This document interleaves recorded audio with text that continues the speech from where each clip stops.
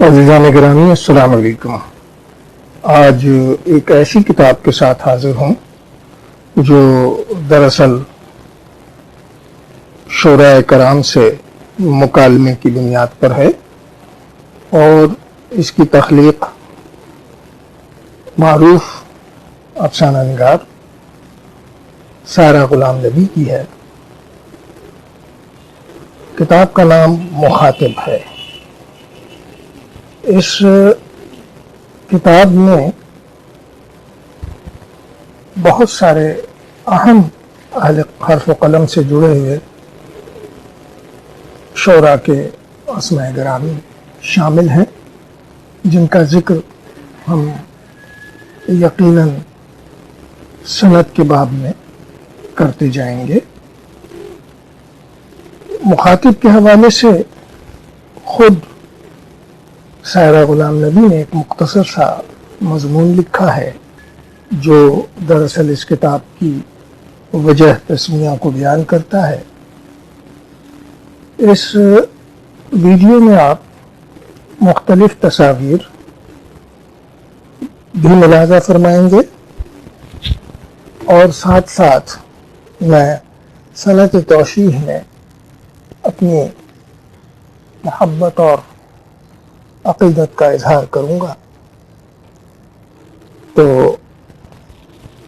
اس حوالے سے صرف اس قدر کہتا ہوں کہ عموماً شعراء کی تخلیقات پر جو مضامین پڑھے اور لکھے جاتے ہیں وہ تنقید یا توصیف پر مبنی ہوتے ہیں۔ انٹرویوز کا معاملہ بھی دراصل اسی سلسلے کی ایک کڑی ہے، چنانچہ گزشتہ اشروں میں ان انٹرویوز اور مضامین کی اشاعت کا سلسلہ اور رواج بھی عام ہو گیا۔ سارہ غلام نبی بنیادی طور پر افسانہ نگار ہیں، اور بقول ڈاکٹر انور صدیق ادب ان کا شوق ہے، جس کی تکمیل وہ خارج کے مشاہدے اور داخل کے رد عمل سے کرتی ہیں۔ اہم بات یہ ہے کہ وہ جز وقتی نہیں بلکہ کل وقتی ادیبہ ہے۔ متعدد ادبی جریدوں اور ڈائجسٹ اور رسالوں میں نہ صرف یہ کہ ادارت میں شامل ہیں بلکہ معاون مدیرہ بھی ہیں۔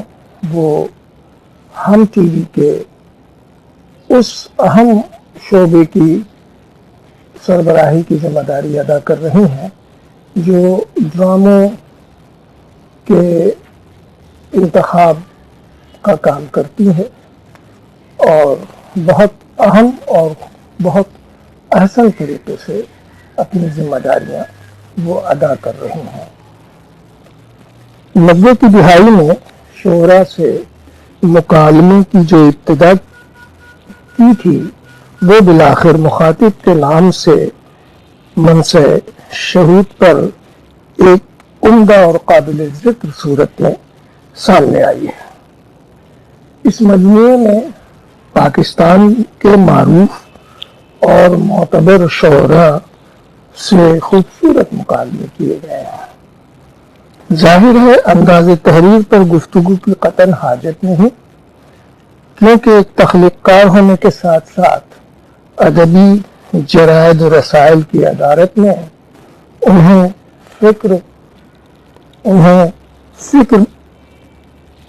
ادارت میں ان کی تحریر اور فکر میں نمایاں پختگی فراہم کی۔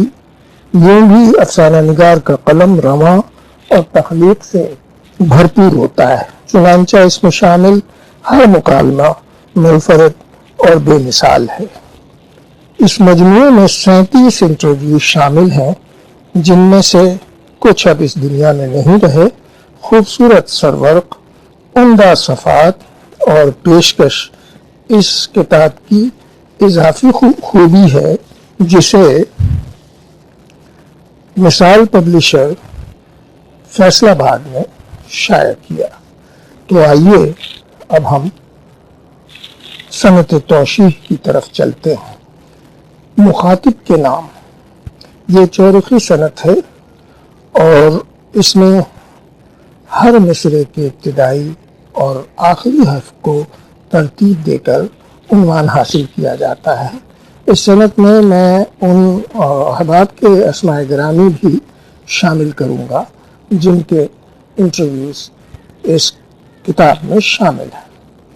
تو شعر ملاحظہ کیجئے کہ مخاطب کون ہیں، شامل ہیں ان میں کیسے کیسے نام، مکمل کن مراحل میں ہوا ہے سائرہ کا کام، خیال و فکر کے روشن ہوئے ہیں کیسے کیسے رخ، خرد مندوں کی باتیں ہیں ادب کے جگمگاتے رخ، ادھر آذر سا اجمل اعتبار و عزم و کوثر سا، یعنی آذر حفیظ، اجمل سراج، اعتبار ساجد، عزم بہزاد، سلیم کوثر، ادھر قاسم حسن اکبر، سحر شہناز انور سا، پیرزادہ قاسم رضا صدیقی، حسن اکبر کمال، پروفیسر سحر انصاری، شہناز نور، انور شعور، طریق گفتگو ہے خوب ہر تحریر ہے مربوط، طلسم میں فکر و فن کی ڈور لگتی ہے بہت مضبوط،